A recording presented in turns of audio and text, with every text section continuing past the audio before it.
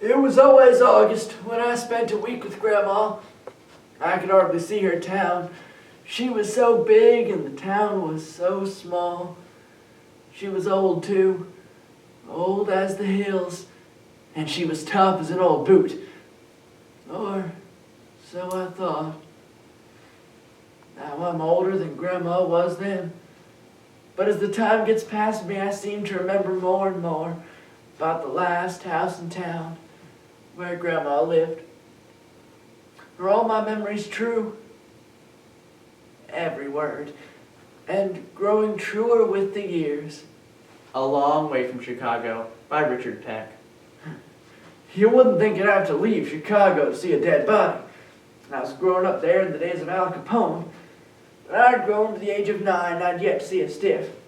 I had to travel all the way to my grandma Dowdell's before I ever set eyes on a corpse. I didn't mind going, because I went on the train that left Dearborn Station, bound for St. Louis. Grandma lived somewhere in between, in one of those towns the railroad tracks cut in two. There was nothing to do, so I'd stroll uptown.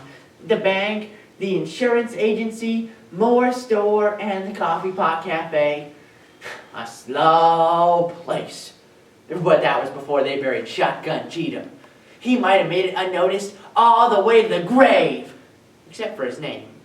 The county seat newspaper didn't want to run an obituary on anybody called Shotgun. But nobody knew any other name for him. This sparked attention from the bigger newspapers. One sent in a stringer to know he was around. I carried the tale home. A suspicious type came off the train in citified clothes. He's asking around about Shotgun Cheatham, and he's taking notes. I'll tell you what that reporter's after. He wants to get the horse laugh on us, because he thinks we're nothing but a bunch of hayseeds, and no-count country people. We are, but what business is it of his? Who was Shotgun anyway? He was just an old reprobate who lived poor and died broke. He smelled like a polecat. Lived in a chicken coop. Here, you stir these tomatoes and don't let them stick. I've stood in this heat till I'm half cooked myself. Down at the coffee pot, they were telling the reporter Shotgun killed a man and went to the penitentiary. Several around here done that. Who's doing all this talking? A real old, humped-over lady with buck teeth. Cross-eyed, Effie Wilcox. You think she's ugly now? You should have seen her as a girl. She'd talk you to death. Her tongue was attached in the middle and flaps at both ends. They said he'd notched his gun in 6 places, for banks he's robbed or for sheriffs he'd shot. What's that, Effie, again? Never trust an ugly woman. She's got a grudge against the world. I'll tell you how Shotgun got his name. He wasn't but about 10 years old, and he wanted to go out and shoot quail with a bunch of older boys. He couldn't hit a barn wall from the inside. They were standing out in a pasture without a quail inside. But Shotgun got all excited. He squeezed off around and killed a cow. If he'd been aiming at her, she'd have died of old age. That's how he got his name, and it stuck to him like flypaper. Any girl in town could have shot him. That includes me. Grandma kept the 12-gauge double-barreled Winchester Model 21 behind the woodbox, but I figured it'd have been Grandpa's. Looks like we got company. What's your business? Ma'am, I'm making inquiries about the late Shotgun Cheatham. Going door to door. You know how you ladies love to talk. Bless your hearts, you talk the hind leg off a mule. I figured Grandma might grab up her broom to swat him off the porch. Looks like I got a good story by the tail. Last of the old gunslingers goes to a pauper's grave. That sort of angle, ma'am. I wonder if you'd help me flesh out the story some. Well, I got flesh to spare. Who's been talking to you? It was mainly an elderly lady. Ugly sin, call herself Wilcox. She's been in the state hospital for the insane till just here lately. But as a reporter, I guess you nosed that out. They tell you how Shotgun come by his name? Opinions seem to vary, ma'am. Ah, well, fame is fleeting. You got it? In the Civil War, Shotgun went right through the war with the Illinois Volunteers. Shiloh in the spring of '62, and he was with U.S. Grant when Vicksburg fell. That's where he got his name. Grant gave it to him. He shot rebels with his old Remington pump action. Always was a crack shot. Come home from the war with a line of medals bigger than his chest. And yet he died penniless? Well, He'd sold off them medals and give the money to war widows and orphans. I know kids lie all the time, but Grandma could tell some whoppers. The reporter had been lied to up at the cafe, but Grandma's lies were more interesting, even historical. Shotgun had gone from killed crazy gunslinger to war hero marksman, philanthropist even. He'd hit pay dirt with Grandma. He was ready to wire in a new story. Civil War hero handpicked by U.S. Grant, called the Great Campground in the Sky. And he never married? Never did.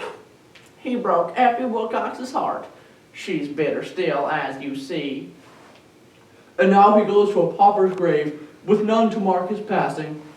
They're pulling your leg, son. Shotgun's being buried from my house with full honors. He'll spend his last night above ground in my front room. You're invited. Much obliged, ma'am. Happy to help. Now I've got to walk all the way up to the lumber yard in this heat. They'll be knocking together Shotgun's coffin. I gotta tell them to bring that coffin to my house with Shotgun in it.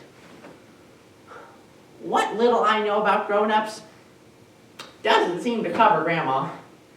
By nightfall, a pine coffin stood on sawhorses in the bay window in the front room. A heavy gauze hung from the open lid and down over the front of the coffin. Shotgun hadn't been exactly fresh when they discovered his body. Mrs. Dowdell, I've come to sit with you overnight. See our brave soldier through his last watch. In normal circumstances, the family recalls stories about the departed to pass the long night hours. But these circumstances weren't normal, and quite a bit had already been recalled about Shotgun anyway. A single lamp burned. Midnight drew on. The reporter lolled, visions of Shotgun's Civil War glories dancing in his head.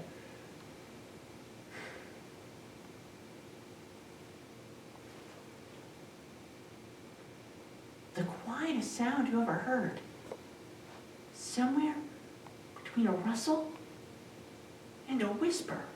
The gauze that hung out over the open coffin moved, twitched, wrinkled in a wad as if someone had snagged it, as if a feeble hand had reached up from the depths in one last attempt to live before the dirt was shoveled in.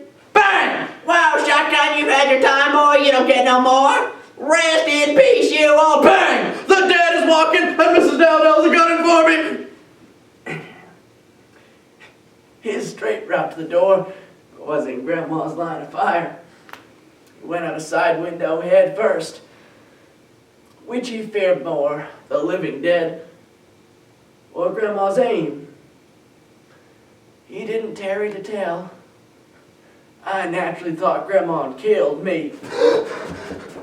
Burned powder haze hung in the room, cutting the smell of Shotgun. The white gauze was black rags, and Grandma bummed the lid clear of the coffin. She pitted her woodwork bad, and topped the snowball bushes outside. Time you was in bed. Apart from Grandma, I was the only one who'd seen her big old tomcat streak out of the coffin and over the windowsill when she lit fire. She'd seen him climb in, which gave her ideas. Though she didn't gloat, she looked satisfied. It fleshed out her reputation, gave people new reason to leave her in peace. It was a story that grew in the telling, in one of those little towns where there's always time to ponder all the different kinds of truth. The years went by, and I grew up.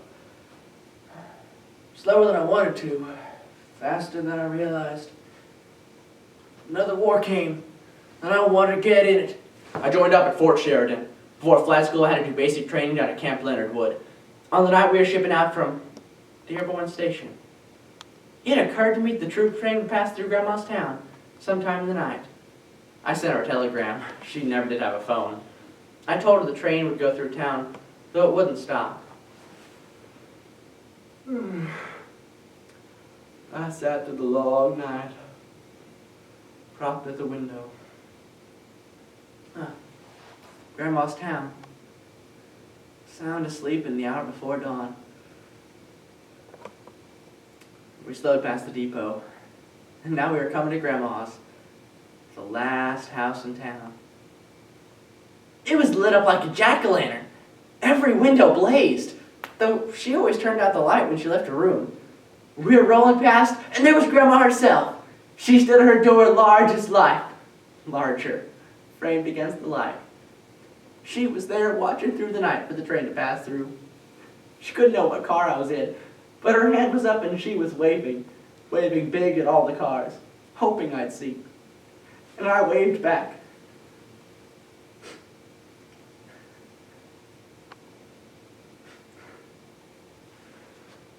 I waved back. I waved long after the window, filled with darkness and long distance.